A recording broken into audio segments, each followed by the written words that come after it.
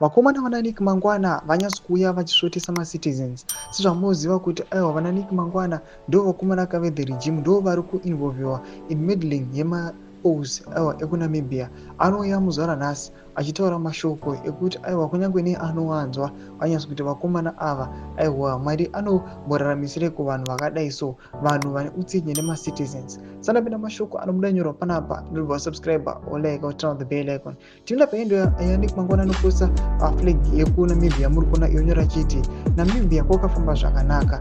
Sezvamunongoziva kuti aiwa nechaos iri kuitika, vanhu aiwa vachinyatso kubatikana nethe outcome.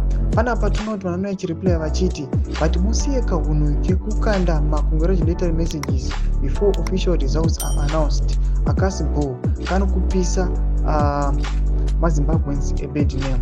Mwana muda nyora achiti kuMozambique zviri kufamba zvakanaka futi. Mwana achitaura achiti Nixon chii chakafamba zvakanaka. Mwana muda achiti anoseka oti kune vakarara nebhutsu vaiita noise paX pano. Vanhu vazhinji vanenge vachimubvunza vachimuti saka chakafamba chakanaka kuNamibia chii chikoko. Vamwe vataura vachiti with all your meddling be serious for once.